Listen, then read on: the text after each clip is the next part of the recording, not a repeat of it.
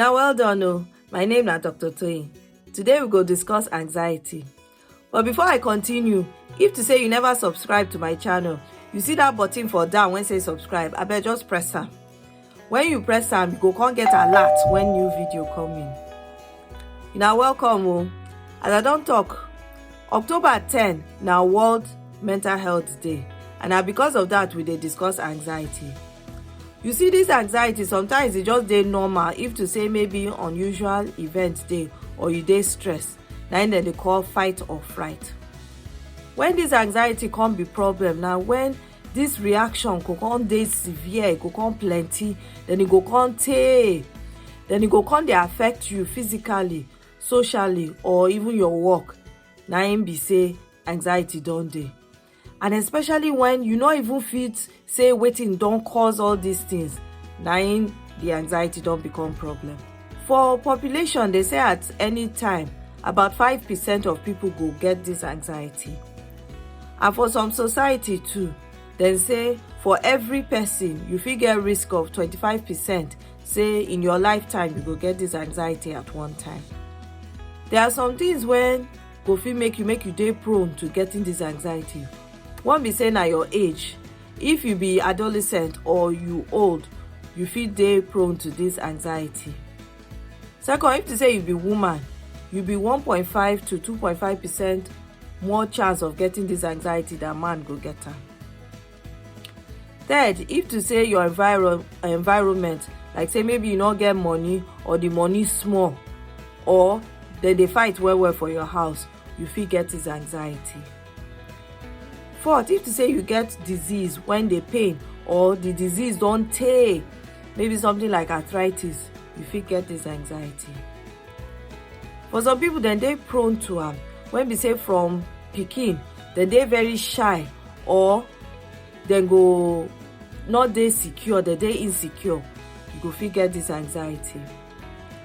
Also, when you be pikin, if to say maybe dem bully you or dem victimize you, or if maybe your parents dey take drug or alcohol, or if to say dem too harsh when dem dey bring you up, or dem too pamper you, you fit dey prone to this anxiety.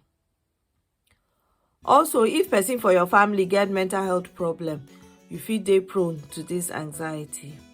So if to say you get this anxiety, how you go take know?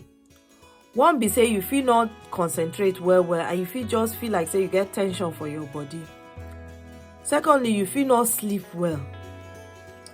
Third, you fit not get libido, or you fit get wetin dem dey call impotence. Fourth be say you go just dey fear inside yourself well. Then fifth, you fit get some symptoms like say your heart dey beat well, or you fit just dey feel your heart dey beat, which be palpitation, or your mouth go come dry, or you go come get diarrhea, or you go come dey sweat well. All these ones fit be say you get anxiety.